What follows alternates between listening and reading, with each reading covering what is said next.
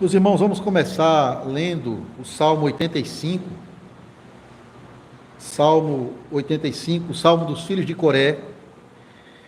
E esse salmo, especialmente no versículo 10, nós encontramos a resposta de Deus para o nosso dilema, para o problema do nosso pecado. Nós encontramos a resposta de Deus em toda a Escritura, como nós vamos acompanhar na nossa palestra, mas eu quero usar como base o Salmo 85 e especialmente o versículo 10. Eu vou ler para todos Salmo 85. Diz assim: uma oração por clamor pelo perdão. Favoreceste, Senhor, a tua terra, restauraste a prosperidade de Jacó, perdoaste a iniquidade de teu povo, encobriste os seus pecados todos, a tua indignação reprimiste-a toda, do furor da tua ira te desviaste. Restabelece-nos, ó Deus da nossa salvação, e retira de sobre nós a tua ira. Estarás para sempre irado contra nós? Prolongarás a tua ira por todas as gerações? Porventura não tornarás a vivificar-nos, para que em ti se regozije o teu povo? Mostra-nos, Senhor, a tua misericórdia e concede-nos a tua salvação. Escutarei o que Deus, o Senhor, disser, pois falará de paz ao seu povo e aos seus santos, e que jamais caiam em insensatez. Próxima está a sua salvação dos que o temem, para que a glória assista em nossa terra. Encontraram-se a graça e a verdade, a justiça e a paz se beijaram. Da terra brota a verdade, dos céus a justiça baixa o seu olhar. Também o Senhor dará o que é bom, e a nossa terra produzirá o seu fruto. A justiça irá adiante dele, cujas pegadas ela transforma em caminhos. Leiamos juntos o versículo 10. Encontraram-se a graça e a verdade, a justiça e a paz se beijaram. Amém.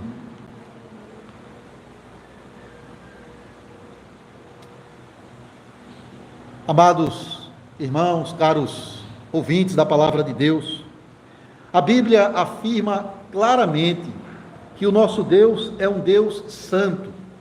Santo, santo, santo. E por ser santo, ele é um Deus que odeia e castiga o pecado dos homens. Irmãos, o Salmo de número 7, o salmista diz que Deus é um justo juiz. É um Deus que sente indignação todos os dias. Se o homem não se converter, afiará Deus a sua espada, já armou o arco e já tem pronto. Para ele preparou instrumentos de morte, preparou suas setas inflamadas. Então isso é uma verdade bíblica. Deus é santo e castiga o pecado do homem. Mas a Bíblia também afirma que esse Deus que é santo é também um Deus cheio de amor. É também um Deus que é tardio em irar-se. É um Deus grande em clemência, rico em perdoar. Um Deus que não tem prazer na morte do pecador, mas em salvá-lo. É isso que o profeta Ezequiel diz claramente, no capítulo 33, versículo 11. Deus está dizendo: tão certo como eu vivo, diz o Senhor, não tenho prazer na morte do perverso, mas em que ele se arrependa, se converta dos seus maus caminhos e encontre a vida. Meus irmãos, então aqui estamos nós diante desse Deus que é um Deus santo e um Deus de amor. E nós, diante desse Deus, somos pecadores, corrompidos, inclinados ao mal, e também debaixo de condenação, merecedores do inferno mesmo, culpáveis aos olhos do nosso Deus. E meus irmãos, imagine, se Deus levasse em conta os nossos pecados, nenhum de nós permaneceria perante Ele. É isso que diz o Salmo 130. Se tu, Senhor, observares as nossas iniquidades, quem de nós permanecerá de pé? Mas o mesmo salmista, nesse salmo, ele diz: contigo, Senhor, está o perdão, no Senhor há copiosa redenção. Então, aqui nós nos encontramos diante dessa realidade e desse dilema.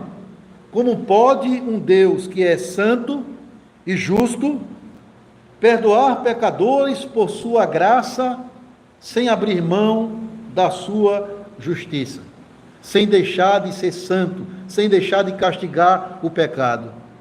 Meus irmãos, aquilo que é impossível para nós, resolver o nosso dilema, sair da nossa condição de pecadores e sermos reconciliados com Deus, aquilo que nós não podemos fazer por nós mesmos, Deus o fez.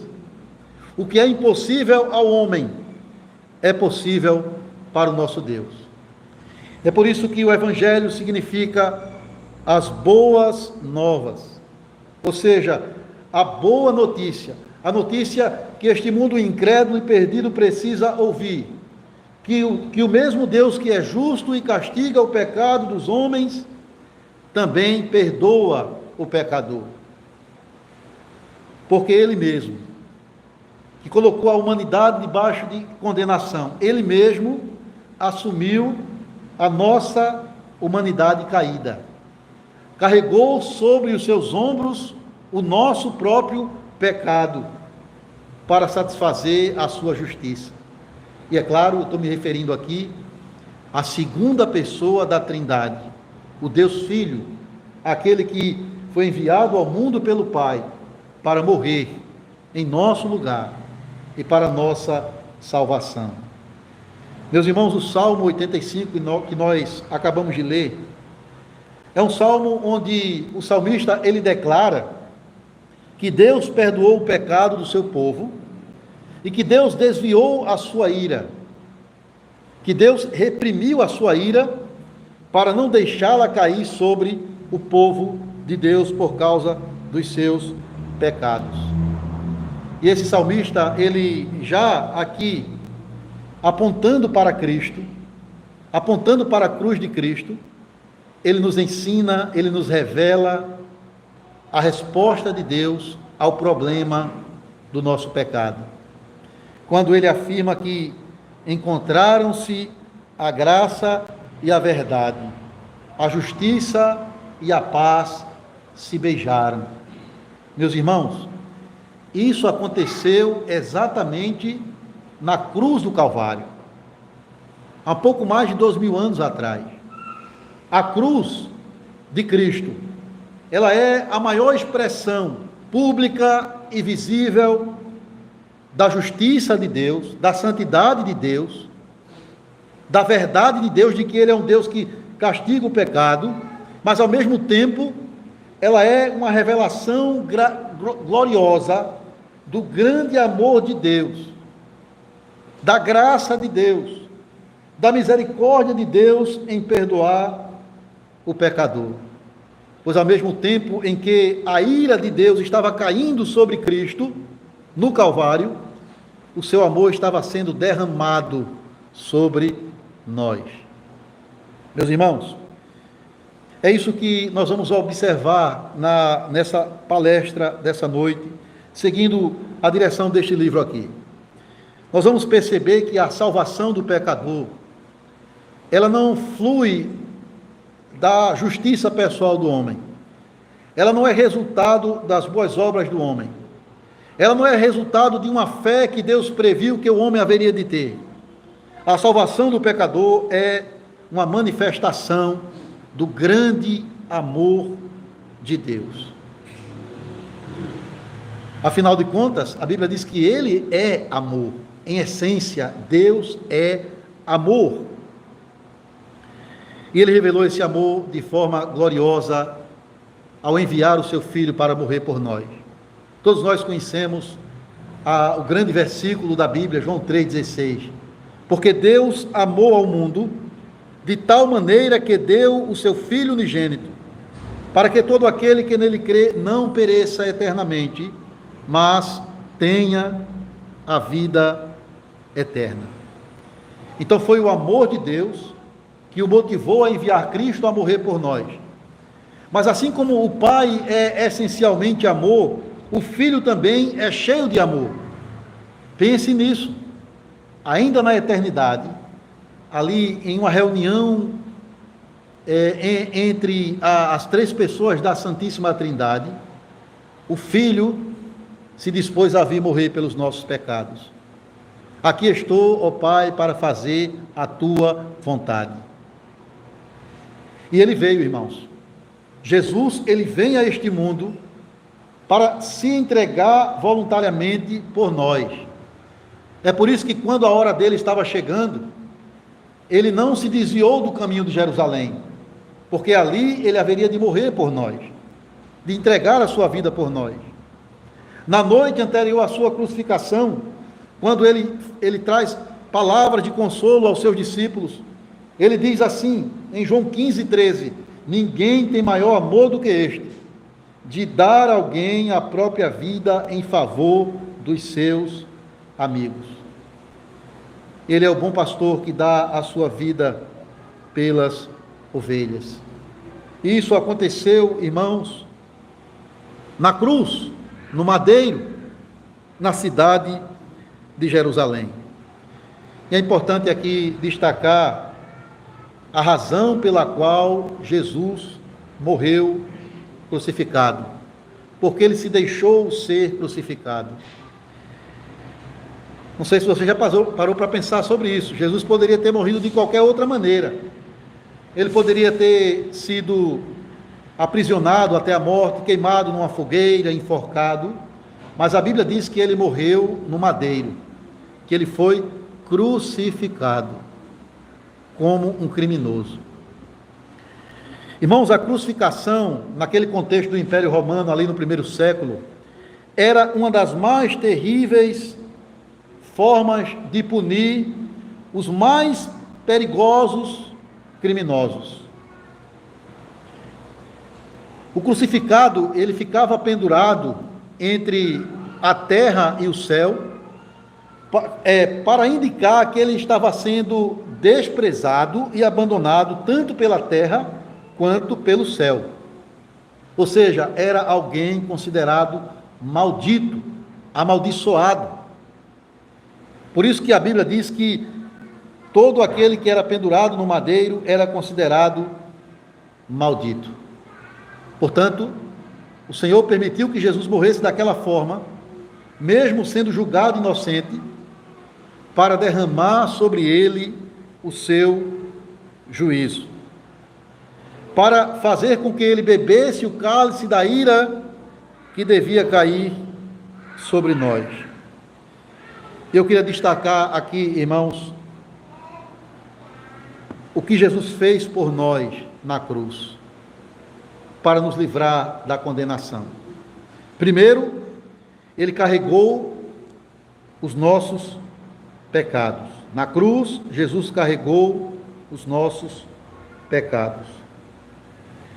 O profeta Isaías, profetizando o sofrimento do servo sofredor, ele já tinha dito lá em Isaías 53, versículo 6, todos nós andávamos desgarrados como ovelhas, cada um se desviava pelo seu caminho, mas o Senhor fez cair sobre ele a iniquidade de todos nós.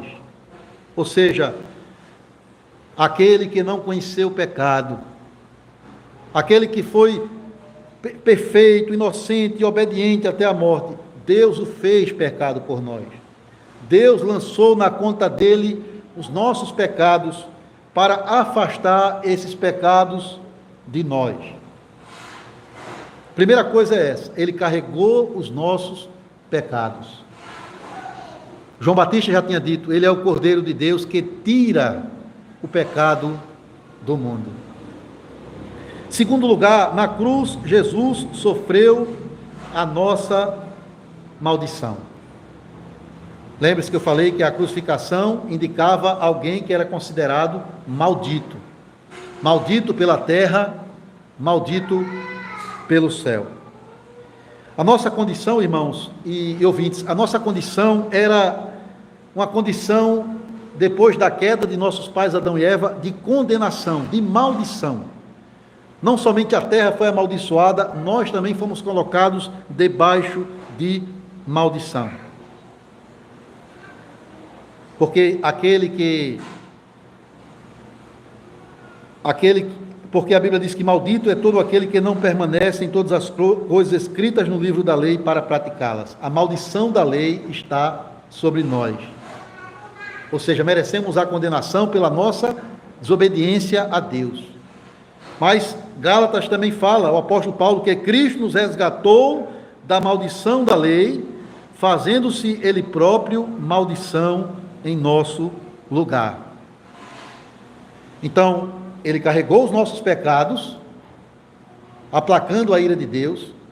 Ele nos livrou da maldição da lei, da condenação que merecíamos.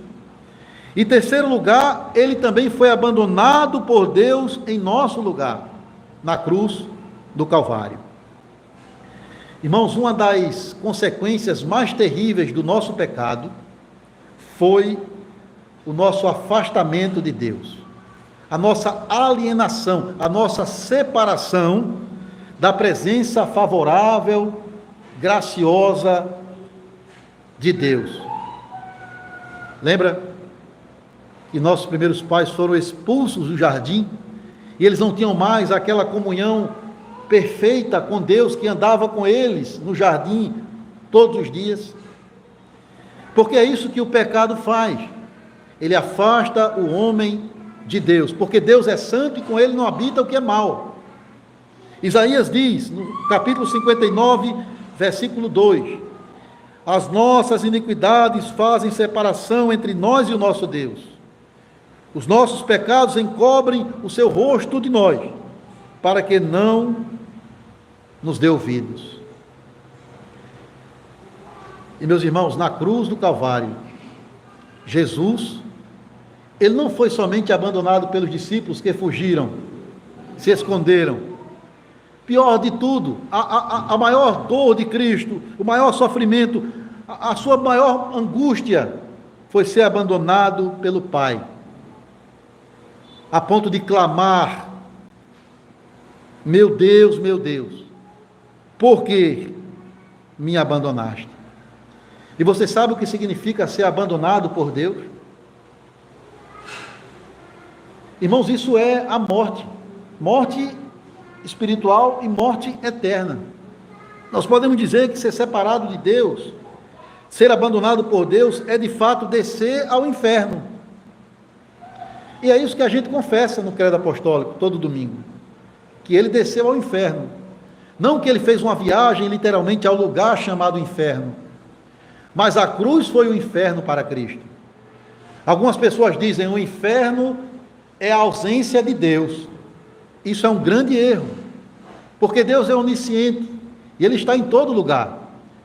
Talvez uma forma correta de dizer que o inferno é a ausência do amor de Deus, da sua graça, da sua misericórdia. Mas o inferno é onde Ele derrama a sua ira, é a sua presença em sua ira.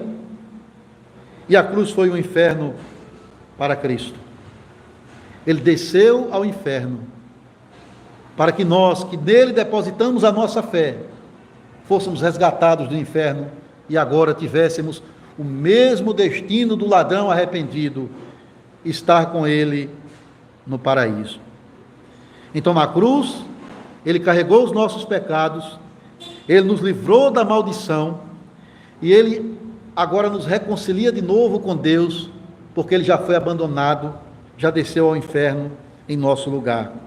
Na cruz, o nosso Senhor também sofreu a ira de Deus por nós. Irmãos, eu sei que esse é um assunto que não é muito popular nos púlpitos de hoje em dia, que Deus é um Deus que se ira contra os pecados dos homens. E nós temos visto nos nossos dias cada vez mais o homem, na sua rebeldia, desafiando a soberania de Deus, negando a existência de Deus, desprezando, distorcendo a palavra de Deus, violado a sua vontade e se rendido totalmente a toda sorte de perversão e imoralidade. Até numa simples abertura de Jogos Olímpicos, nós vemos a blasfêmia contra Cristo e a sua palavra, a sua santa ceia, um símbolo da fé cristã, sendo ali usado como chacota. O mundo despreza a Deus e a sua palavra. E esse mundo, eu estou falando, os ímpios que se levantam contra a igreja, nas mãos de Satanás, aqueles que são anticristos, contra o Senhor e a sua igreja, eles se esquecem que o nosso Deus é um Deus que está atento e sente indignação todos os dias. Paulo disse que a ira de Deus se revela diariamente contra a impiedade e a perversão dos homens. É isso mesmo. E essa ira, irmãos, não pense que é uma reação incontrolável de Deus, irracional. Às vezes a gente se ira dessa forma e peca, quando essa ira foge do nosso controle. Não é uma ira justa, mas a ira dele é justa, é santa. E todos os homens pecaram e estão debaixo da ira de Deus. Mas, amados, o Evangelho diz que esse Deus que é santo e que sente indignação todos os dias, é cheio de misericórdia, até com estes que têm desprezado a sua palavra. Se houver lugar para arrependimento em seus corações, serão aceitos pelo Senhor, porque Ele é rico em perdoar, porque Ele não tem prazer na morte do ímpio. Pergunte-se, reflita nisso. Por que será que Jesus não chegou ainda para trazer definitivamente o juízo de Deus? Por causa da sua misericórdia, por causa da sua longanimidade, para que alguns ainda encontrem lugar para arrependimento no seu coração. Pense na época do dilúvio, irmãos. O Senhor anunciou que iria destruir a terra porque a maldade do homem havia se multiplicado na face da terra. Porém, Ele não o fez imediatamente. Noé teve que construir a arca por um período de mais ou menos 120 anos. E só depois o Senhor trouxe aquela chuva torrencial para destruir a humanidade, salvando apenas Noé e a sua casa. Pense também numa parábola que Cristo contou da figueira estéril. Havia um proprietário de uma vinha e ele tinha plantado uma figueira na sua vinha, e o lavrador que cuidava dessa planta, ele já há 3 anos vinha cuidando, e ele procurava fruto e não achava, o dono da vinha não achava fruto, e ele resolveu cortar a planta, passar a foice nela. Mas o lavrador disse: não, tenha calma, Senhor, vamos esperar mais um pouco, mais um ano, eu vou cuidar, eu vou aguar, eu vou ter um carinho especial com essa planta. Se ela der fruto, tudo bem. Se ela não der fruto, pode cortá-la. Isso mostra, irmãos, a paciência de Deus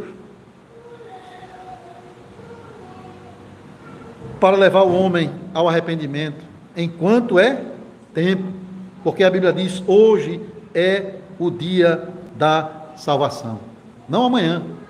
É hoje que o Senhor está chamando pecadores para encontrar salvação nele. Porque Isaías diz: ele foi moído pelas nossas iniquidades, e o castigo que nos traz a paz estava sobre ele, e pelas suas pisaduras nós fomos sarados. É isso que Cristo faz, irmãos, com a sua igreja, com o seu povo. Ele nos livra da ira de Deus, que devia cair sobre nós. E por fim, irmãos, ainda falando da cruz de Cristo. Na cruz, Ele morreu em nosso lugar. Ele carregou os nossos pecados. Ele nos livrou da maldição. Ele nos livrou do abandono de Deus. Ele nos livrou da ira de Deus. E Ele morreu por nós. Vocês devem olhar para o Evangelho de Cristo, lembrando sempre de Gênesis 3. E uma das consequências de Deus para a nossa condenação, para o nosso pecado, a nossa queda em nossos primeiros pais Adão e Eva, foi a morte física. Essa foi uma das consequências. O Senhor já tinha avisado a Adão e Eva: no dia em que comeres, certamente morrerás. Eles morreram ali espiritualmente, porque agora eles estavam mortos em delitos e pecados, corruptos, alienados de Deus. Mas a morte física levou um tempo para acontecer, mas foi uma realidade imposta por Deus por causa do nosso pecado. Tu és pó, e ao pó tornarás. Por um homem entrou o pecado no mundo, e pelo pecado a morte. E meus irmãos, se tem algo que amedronta o ser humano, e se tem um problema que ele não pode resolver, é o problema da morte. Ele pode criar os melhores remédios para viver por mais tempo, mas na hora que Deus chamar, não tem jeito. Amados, a morte, ela não faz parte da criação natural de Deus. Ele não nos fez para morrer, mas nós escolhemos esse caminho. E a morte, ela é juízo de Deus por causa do pecado do homem. E Cristo se submeteu a isso. Cristo se submeteu à morte, irmãos. Ele ficou pendurado 6 horas naquele madeiro, das 9 da manhã até as 3 da tarde. E a última palavra, a última palavra, melhor dizendo: Pai, em tuas mãos entrego o meu espírito. Ele morreu por nós, literalmente, cheio de sofrimento, dores físicas, emocionais, espirituais, abandonado pelo céu e pela terra. Ele morreu por nós, para nos livrar, irmãos, do pavor da morte e da morte pior que existe, que é a morte eterna, a separação de Deus debaixo da sua ira para sempre. O apóstolo Pedro diz que Cristo morreu uma única vez, o justo pelos injustos, para conduzir-vos a Deus.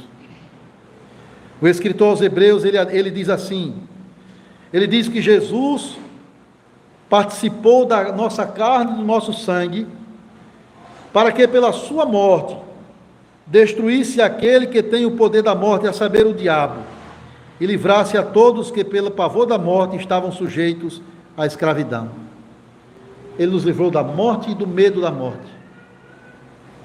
Porque morrer hoje com Cristo, irmãos, é lucro, a Bíblia diz.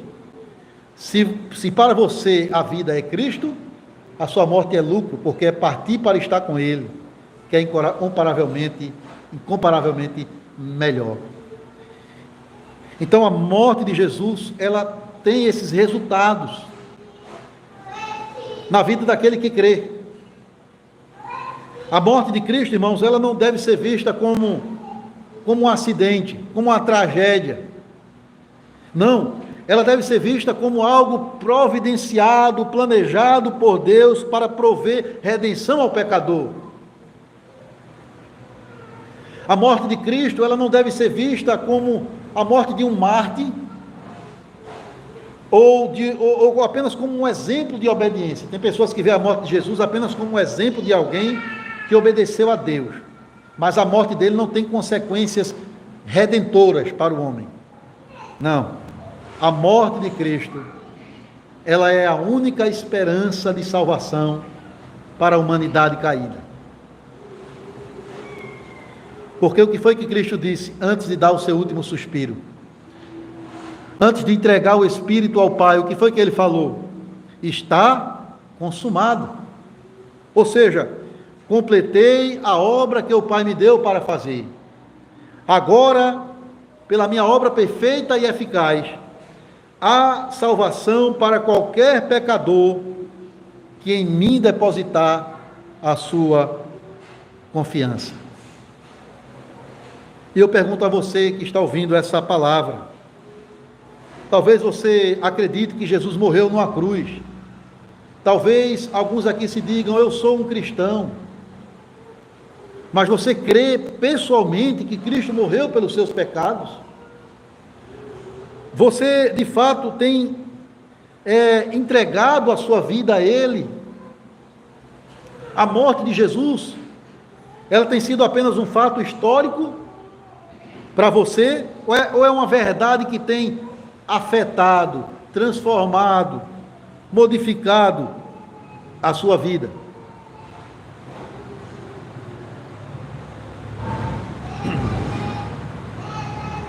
Será que você vai permanecer indiferente ao Cristo crucificado? Porque muitos têm continuado assim. O amor de Cristo, ele não tem constrangido a muitos. Até mesmo pessoas que já têm um bom tempo na igreja, não têm meditado e refletido na grandeza do amor de Cristo. E muitos outros têm desprezado a oferta do Evangelho, porque querem viver uma vida inútil e iludida neste mundo passageiro. Mas, irmãos, quando Deus abre os nossos olhos e o nosso coração para enxergar na cruz a sabedoria de Deus, o poder de Deus, a justiça de Deus e o amor de Deus, não há outra coisa a fazer a não ser se render aos pés de Cristo. Não há outra coisa a fazer a não ser viver agora para aquele que por nós viveu e morreu. E o que traz mais esperança para nós que cremos em Cristo, irmãos, é que Ele não somente morreu pelos nossos pecados, mas Ele também ressuscitou dos mortos. Ele foi exaltado à direita de Deus Pai Todo-Poderoso, para reinar e governar sobre toda a igreja. Essa é uma mensagem que também faz parte da pregação do Evangelho. A ressurreição de Cristo. Foi essa mensagem que incendiou o coração dos apóstolos no livro de Atos, para anunciar esse Cristo, que não permaneceu no madeiro, mas que no terceiro dia levantou-se da sepultura, vivo, glorioso, ressurreto. Irmãos, a ressurreição de Cristo é uma verdade fundamental do cristianismo. Pois bem, se o nosso Senhor não ressuscitou, essa pregação, essa palestra é inútil, e a fé de vocês é vazia, e aquilo que fazemos na igreja não tem sentido algum, se Ele não ressuscitou. Paulo diz, se Ele não ressuscitou, nós somos os mais infelizes de todos os homens. Mas, irmãos, Cristo não é um líder religioso como outro qualquer, que arrebanhou um grupo de pessoas e morreu por uma causa. Não, Ele é o Filho de Deus, que se entregou voluntariamente, mas que de novo reteve de volta a sua vida, porque Ele é Deus, juntamente com o Pai. A ressurreição indica isso, que Ele é o Filho de Deus. Ele mesmo, ainda antes, numa certa discussão com os líderes religiosos de Israel, ele disse, eu destruirei este santuário e em 3 dias o reedificarei. Ele não estava falando do templo, ele estava falando do seu corpo. Aos seus discípulos ele disse, eu dou a minha vida para reavê-la. Ninguém a tira de mim, eu espontaneamente a dou. Tenho poder para dá-la, tenho poder para reassumi-la. Jesus não é mais um mestre religioso como Buda, como Maomé e tantos outros que morreram e morreram mesmo. Mas Ele é vivo, porque Ele é Deus. Também, meus irmãos, a ressurreição é uma prova de que Deus aceitou a obra de Cristo como perfeita, eficaz e suficiente para a nossa redenção. É como se Deus estivesse coroando o trabalho de Cristo. Por isso que Paulo diz assim, Romanos 4, 25. Jesus foi entregue por causa das nossas transgressões e ressuscitou por causa da nossa justificação. Não é que a nossa justificação, ou seja, a nossa aceitação diante de Deus, está baseada na ressurreição. Não, está baseada no sangue de Cristo derramado no Calvário. Mas a ressurreição, ela é uma declaração de Deus, de que o que Cristo fez na cruz é mais do que suficiente, eficaz, para assegurar a nossa aceitação perante o Pai. E tem mais, irmãos. O Evangelho é maravilhoso porque ele tem mais benefícios para quem crê. A ressurreição de Jesus é também uma garantia da ressurreição de todo crente no futuro. Isso mesmo. Ele tem autoridade sobre a morte. Ele tem poder para dar vida eterna a todo aquele que nele crê. Vocês sabem que quando a gente lê os evangelhos, nós vemos que Jesus ressuscitou algumas pessoas. Eu lembro pelo menos do filho da viúva de Naim, que já estava no caixão indo para o cemitério. Eu lembro do amigo de Jesus, Lázaro. Jesus deu vida novamente a essas pessoas. Mas aquela ressurreição, ela foi temporal. Poucos anos depois, ambos vieram a falecer novamente. Mas esse mesmo Cristo, irmãos, ele prometeu o seguinte, a você que crê. Ele disse, todo aquele que o Pai me dá, esse virá a mim. Aquele que vem a mim, de modo nenhum o lançarei fora, mas eu mesmo o ressuscitarei no último dia. Irmãos, a ressurreição que Jesus promete é a ressurreição em glória. Você não vai ser ressuscitado para morrer de novo. Você vai ser ressuscitado para ter um corpo semelhante ao de Cristo, que não mais padece dores, enfermidades e muito menos está sujeito ao pecado e ao poder da morte. É isso que ele garante. O apóstolo Paulo diz em 1 Coríntios 6,14: Deus ressuscitou o Senhor e também nos ressuscitará pelo seu poder. Cristo diz: eu sou a ressurreição e a vida. Aquele que crê em mim, ainda que morra, viverá, não morrerá eternamente.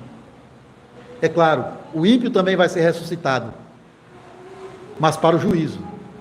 Nós que cremos, seremos ressuscitados para herdar a vida eterna. Isso é a ressurreição de Cristo, uma demonstração de que Ele é o Deus Todo-Poderoso, que tem poder sobre a morte. Ela é também uma prova de que Deus aceitou a obra perfeita de Cristo por nós. Ela é uma garantia da nossa ressurreição em glória, no último dia em que Ele vai voltar. Mas ela é também uma demonstração de que Deus fez de Cristo o Senhor e o juiz de toda a criação. Ele não é mais o servo sofredor, ensanguentado, sem forças, mas Ele é agora o Deus vivo, todo-poderoso. Aquele revelado em Apocalipse como aquele que vem vencendo e para vencer. O apóstolo Pedro, pregando o seu sermão, que levou 3 mil pessoas à conversão, Atos 2, ele diz no verso 36, aos israelitas, aos judeus que crucificaram a Cristo, ele diz: olha, estejam todos vocês certos, ó casa de Israel, que este Jesus a quem vocês crucificaram e mataram, Deus o levantou da morte e o fez Senhor e Cristo. O apóstolo Paulo, quando esteve na cidade de Atenas, a cidade dos sábios intelectuais da época, Ele anunciou a ressurreição de Cristo. E ele disse que Deus estabeleceu um dia em que há de julgar o mundo com justiça, por meio de um varão que destinou e acreditou diante de todos, ressuscitando dentre os mortos.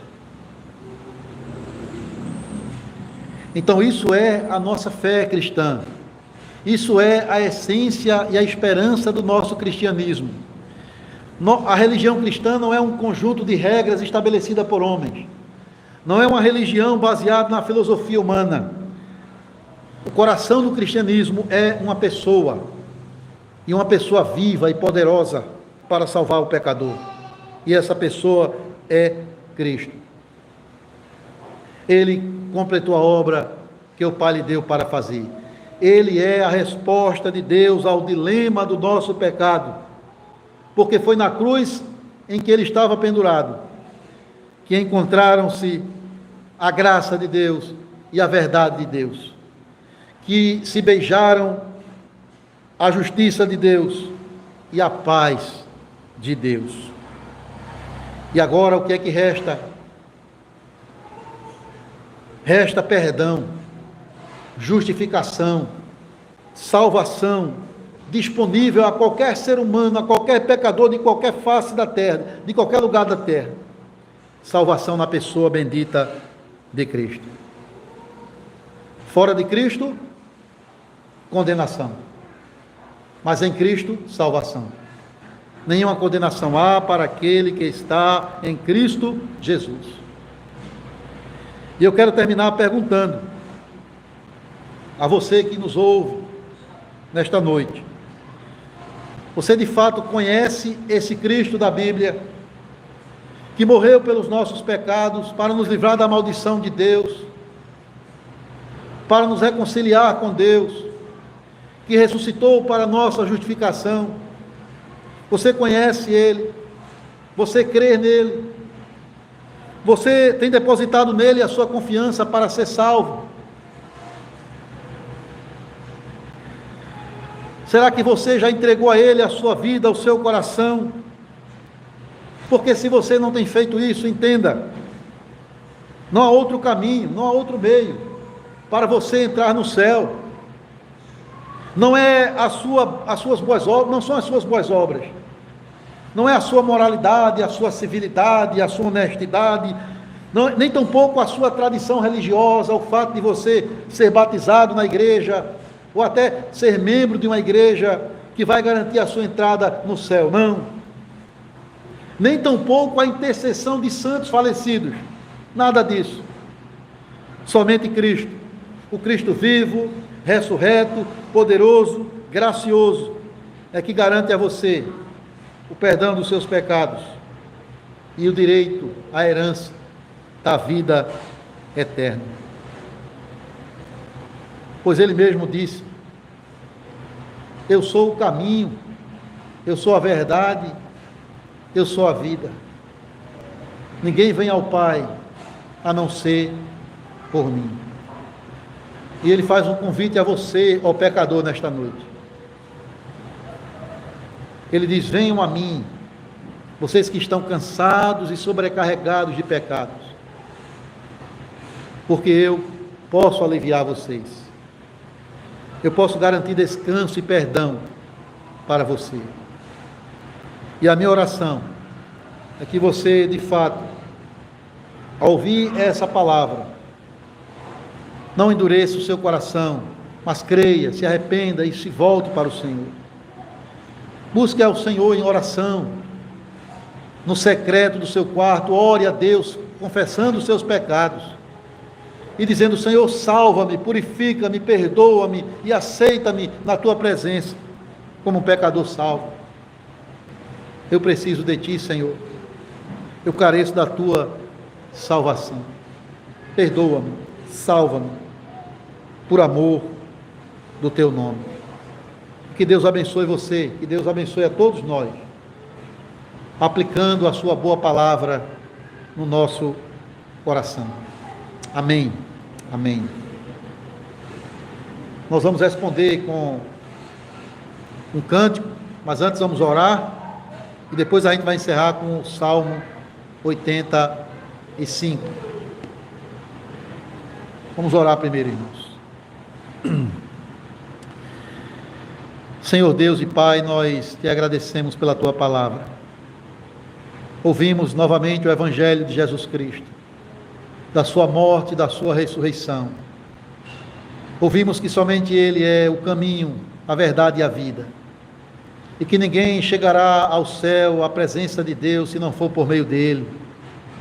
Ó Senhor, nós oramos para que aqueles que têm acompanhado essa pregação se arrependam dos seus pecados e voltem-se para o Senhor, que é um Deus rico em perdoar, que não tem prazer na morte do ímpio, mas em que este reencontre o caminho da vida e seja salvo. Tu és como aquele pai da parábola do filho pródigo, sempre de braços abertos para receber o pecador arrependido. Ó Deus, abençoa esse trabalho, abençoa esses estudos, essas pregações, de modo que aqueles que ouvem compreendam pela obra do Teu Espírito e sejam conduzidos à fé e à salvação. É o que nós te pedimos, Senhor, e te rogamos, no nome de Cristo. Amém. Amém.